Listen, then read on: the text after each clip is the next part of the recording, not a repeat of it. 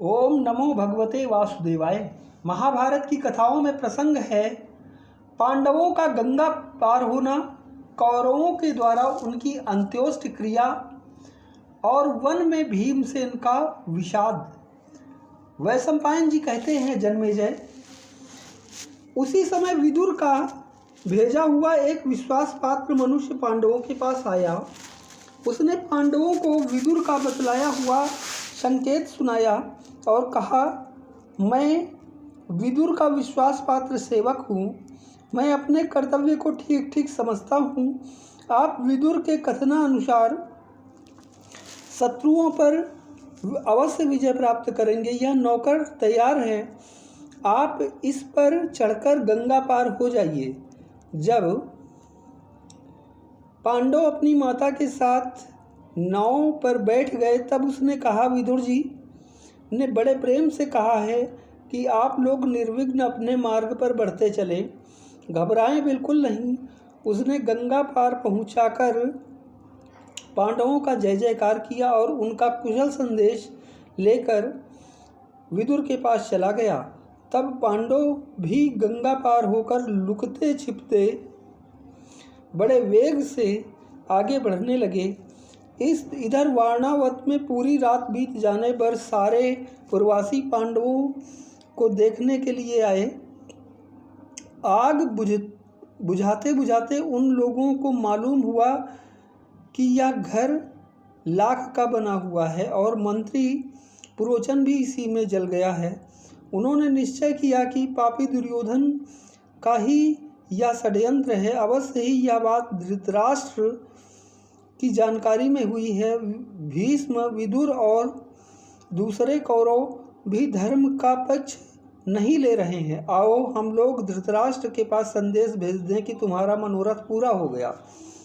अब तुम्हारी करतूत से पांडव जलकर मर गए।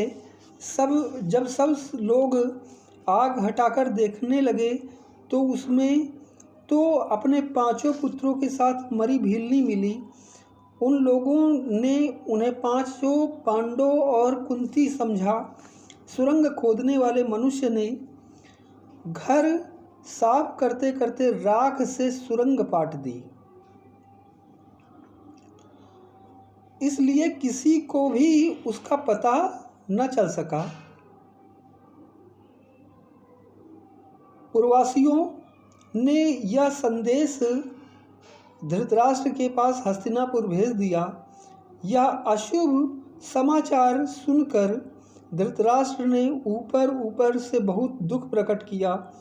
वे विलाप करने लगे कि हाय हाय, पांडव और उनकी माता के मरने से मुझे पांडु की मृत्यु से भी बढ़कर दुख हो रहा है। उन्होंने कौरवों को आज्ञा दी कि तुम लोग शीघ्र से शीघ्र वारणावत जाकर पांडवों और उनकी माता का विधिपूर्वक अंत्योष्टि संस्कार करो। पुरोचन के भाई बंधु भी वहां जाकर उसका क्रियाकर्म करें। पांडवों का कर्म इस प्रकार खूब खर्च करके किया जाए जिससे उन्हें सद्गति प्राप्त हो। जब सब जाति भाइयों, धृतराष्ट्र ने विलाप करके पांडवों को तिलांजलि दी। विदुरवासियों ने उनकी दुर्घटना पर बड़ा शोक पूर्ववासियों ने उनकी दुर्घटना पर बड़ा शोक प्रकट किया। विदुर ने सब हाल मालूम होने पर भी थोड़ी बहुत सहानुभूति प्रकट की। इधर पांडव नाव से उतरने के बाद दक्षिण दिशा की ओर बढ़ने लगे। उस समय नींद के मारे सबकी आंखें बंद हो रही थी। सभी थके और प्यासे थे। घना जंगल था, दिशाओं का पता नहीं चलता था। यद्यपि पुरोचन जल गया था फिर भी उन्हें छिपकर ही जाना था, इसलिए युधिष्ठिर की आज्ञा से भीमसेन ने फिर सबको पूर्ववत लाद लिया और तेजी के साथ चलने लगे। भीमसेन इतने वेग से चल रहे थे कि सारा वन कांपता हुआ सा जान पड़ता था। इस समय पांडव लोग प्यास, थकावट और नींद से बड़े बेचैन हो रहे थे। उन्हें आगे बढ़ना कठिन हो रहा था। वे ऐसे घोर वन में जा पहुँचे जहाँ पानी का कहीं पता न था। इस समय कुंती ने अत्यंत त्रिशातुर होकर जल की इच्छा प्रकट की। तब भीमसेन ने उन सबको एक वट वृक्ष के नीचे उतार कर कहा, तुम लोग थोड़ी देर यहीं विश्राम करो, मैं जल लाने के लिए जा रहा हूँ। निश्चय ही वहाँ से थोड़ी दूर पर कोई बड़ा जलाशय है। तभी तो जल में रहने वाले सारस पक्षियों की मधुर ध्वनि सुनाई पड़ रही है। युधिष्ठिर की आज्ञा मिलने पर सारस पक्षियों की ध्वनि के आधार से भीमसेन तालाब के पास जा पहुँचे। वहाँ उन्होंने जल पिया, स्नान किया और उन लोगों के लिए अपने दुपट्टे में पानी भरकर ले आए। वट वृक्ष के नीचे पहुंचकर भीमसेन ने देखा कि माता और सब भाई सो रहे हैं। वे दुख और शोक से भरकर उन्हें बिना जगाए ही मन कहने लगे, मेरे लिए इससे बढ़कर कष्ट की बात और क्या होगी कि मैं आज अपने उन भाइयों को, जिन्हें अमूल्य सुकोमल सेज पर भी नींद नहीं आती थी, खुली जमीन पर सोते देख रहा हूँ। मेरी माता वसुदेव की बहन और कुंतीराज की पुत्री हैं।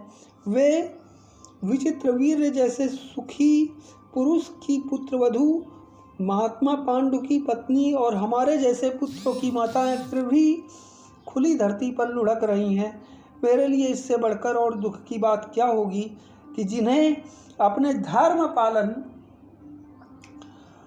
के फलस्वरूप तीनों लोकों का शासक होना चाहिए, वे युधिष्ठिर थककर साधारण पुरुष की भांति जमीन पर लेटे हुए हैं। हाय हाय, आज मैं अपनी आँखों से वर्षाकालीन मेघ के समान श्याम सुंदर नर रत्न अर्जुन और देवताओं में अश्विनी कुमारों के समान रूप संपत्ति में सबसे बड़े चढ़े नकुल और सहदेव को आश्रमहीन की तरह वृक्ष के नीचे नींद लेते देख रहा हूँ। दुरात्मा दुर्योधन ने हम लोगों को घर से निकाल दिया और जलाने का प्रयत्न किया, किंतु भाग्यवश हम लोग बच गए। आज हम वृक्ष के नीचे हैं, कहाँ जाएंगे, क्या भोगेंगे, इसका पता नहीं। आह, पापी दुर्योधन सुखी हो ले। युधिष्ठिर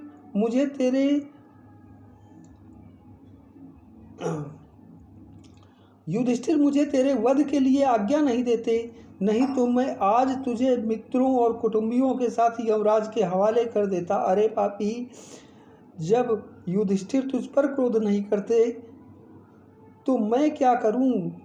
भीमसेन क्रोध से उतावले हो रहे थे, लंबी सांसें चल रही थी और वे हाथ से हाथ पीस रहे थे। अपने भाइयों को निश्चिंत सोते देखकर वे फिर सोचने लगे कि हाय हाय हाय हाय, यहाँ से थोड़ी ही दूर पर वारणावत नगर है। यहाँ तो बड़ी सावधानी से जागना चाहिए था, फिर भी ये सो रहे हैं। अच्छा, मैं ही जागूंगा। हाँ, तो जल का क्या होगा, अभी थके मांदे हैं, जब जागेंगे तब पी लेंगे। यह सोचकर स्वयं भीमसेन जागकर पहरा देने लगे। ओम नमो भगवते वासुदेवाय।